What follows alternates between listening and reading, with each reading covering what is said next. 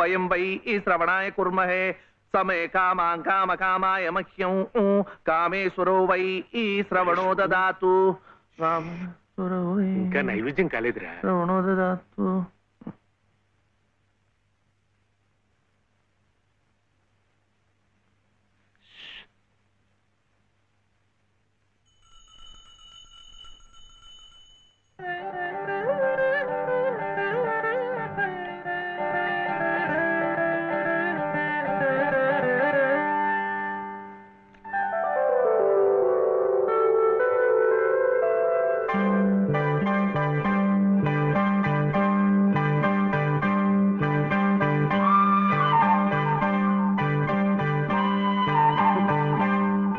చూస్తున్నానులేండి మీరు తినకుండా అంతా బాబుకే తినిపిస్తున్నారు తీసుకోండి నాకు లేదనా నేను మళ్ళా అడిగితే ఇస్తారు ఈ గుడి మాకు బాగా తెలుసు నేను మా నానమ్మ రోజు వచ్చి ఇదంతా కడిగి ముగ్గులేస్తాంగా తీసుకోండి తీసుకోండి తీసుకోమ్మా అసలు దేవుడు గర్భగుడిలో ఉంటే వీడు ఊరేగింపుకు వెళ్లే ఉత్సవ విగ్రహం లాంటి వాడు పుణ్యమే రాజమ్మా ఆ అమ్మాయి ఎవరో తెలుసుగా మన చలపతి చెల్లెలు లలిత అలాగా నేను గుర్తుపట్టలేదు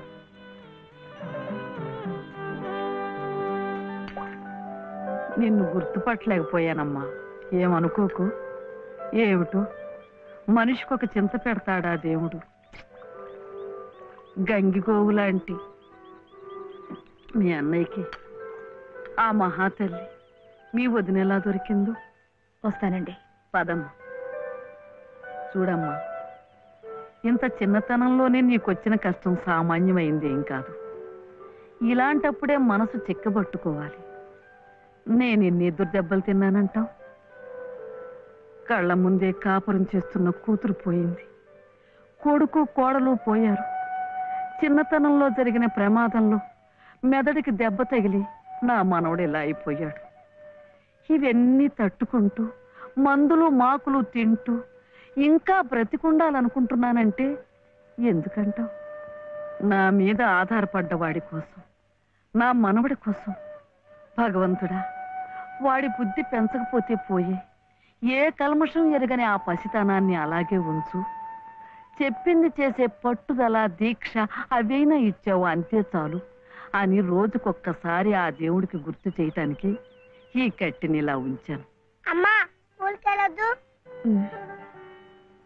చాదస్తం అనుకోకపోతే ఒక్క మాట చెప్తాను తల్లి నువ్వు కూడా ఒక మంచి రోజు చూసుకుని ఈ గుడి ప్రాంగణం తుడిచో మెట్లు కడిగో ఇంత సేవ చేసుకో అంత మాత్రాన బాధలు తీరిపోతాయని కాదమ్మా ఆ భగవంతుడి అనుగ్రహం ఉంటే ఈ కష్టాల సముద్రంలో పడి కొట్టుకుపోకుండా కనీసం మోకాటి లోతునైనా సాగిపోగలమని ఆ లలితమ్మ ప్రసాదాలు పెట్టి పిల్లాన్ని స్కూలుకు పంపుతోందంటే ఆ వదిలి గారు ఎంత అమానుషంగా ప్రవర్తిస్తుందో ఆలోచించు అగో నీ ఇష్టం వచ్చినప్పుడు అలా రావడానికి పోవడానికి ఇది ఏమన్నా ఇదనుకున్నావా గుంజీలు ఏదో పొరపాటు అయిపోయింది రేపటి నుంచి వాటి టైంకి వచ్చేస్తా రేపటి సంగతి రేపు చూద్దామమ్మా ఈ క్లాస్ అయ్యేదాకా గుంజీలు వేద్దావా అని అప్పుడు కానీ రాంగ్ కుదరదు ఒరే ఒరే ఏమిట్రా ఇది మీరు క్లాస్ అయ్యేదాకా తీగుంజలు తీయండి వాడికి నాకు సామ్యం ఏమిట్రా వాడు తప్పు చేశాడు తీయద్దు మీరు తప్పు చేశారు నేనేం చేశాను వాడు ఎందుకు ఆలస్యంగా వచ్చాడో తెలుసుకోకుండా తీగుంజలు తీయమనడం తప్పు కదా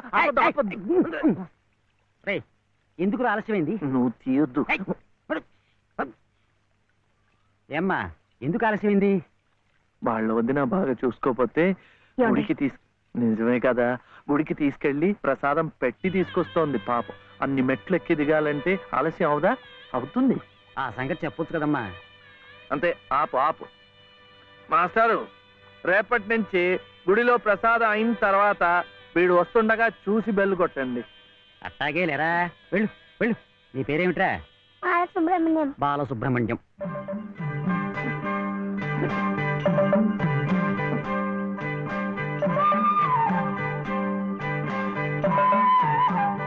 తెలిసిందిలేండి మీ పేరు లలిత నా పేరు చెప్తున్నా వీర వెంకట సత్య శివసుందర రామయ్య మీ పేరులో 3 అక్షరాలే లలిత నా పేరులో 3 ఉన్నారు వీర వెంకట సత్య అన్నవరం స్వామి శివ నేను సుందరరామయ్య మా తాతయ్య మరి మీ పేరులో ఎవరున్నారు ప్రస్తుతానికి నేను మా బాబే.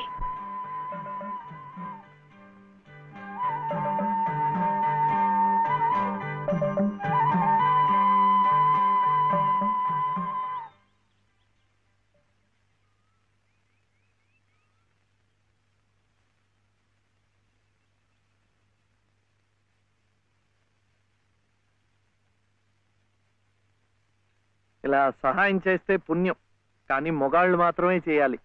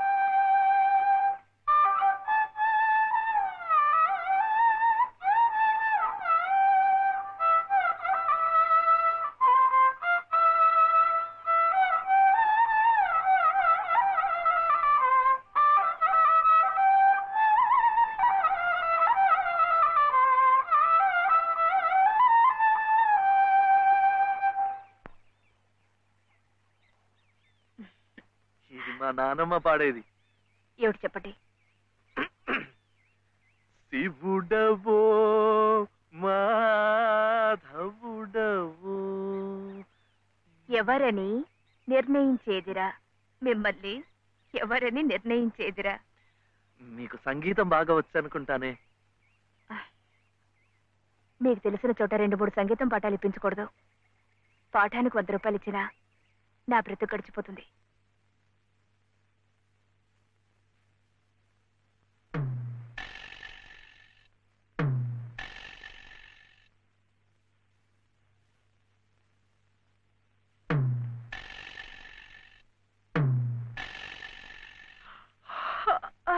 ఏమిటి ఏమిటి అప్పుడే ఆవలింతలు? పెళ్లినాడు హోమం చుట్టూ తిరుగుతుంటే పురోహితుడు చెప్పాడు కాబట్టి తిరుగుతున్నారనుకున్నాను. తెల్లవారులు మంచం చుట్టూ కూడా అలాగే తిరుగుతారని నాకేం తెలుసు. పాడుగాను బుద్ధి. తిరుగుతున్నానంటే ఏ కోణంలో చూస్తే నువ్వు అందంగా ఉంటావో చూస్తున్నా. నా అందం చూడటానికి ఈ జన్మ సరిపోతుంది.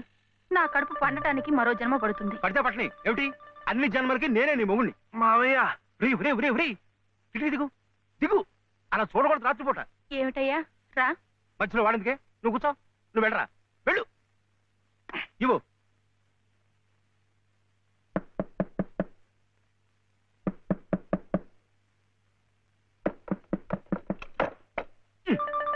ఏమిట్రా ఏమిటి నీ గొడవ? అర్జెంటుగా నాకు 100 కావాలి. 100 లేదు కింద లేదు నీ పొంద. పోయి పడుకో. ఇస్తే గాని నేను ఎళ్లను, పడుకోను. చేతులు విరక్కొడతాను. అర్ధరాత్రి లేదు అపరాత్రి లేదు.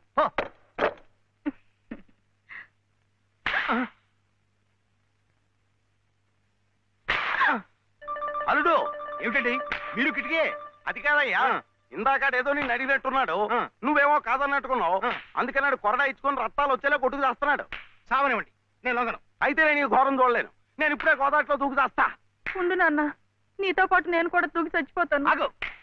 పగలు లేదు రాత్రి లేదు, ఒకటి ఈతర పోటీలు ఇద్దరికి. రాముడు చూడాడు ఎలా కొట్టుకి దిగిపోతున్నాడు. అయినా ఆడు అడిగింది లచ్చలా కోట్ల ఓ కొంద. మీకు 100లాగా కనిపిస్తున్నాడు మీ బొంద. ఇలా 10 సార్లు 10 వందలు ఇస్తే ఎన్ని వందలు అవుతాయి నా బొంద? ఇలా ఇప్పటికిప్పుడు కావాలంటే చిల్లర ఎక్కడి నుంచి తీసుకోవాలి బొంద? ఇదిగో బాబు వందా. అలా కొట్టుకోకూడదమ్మా.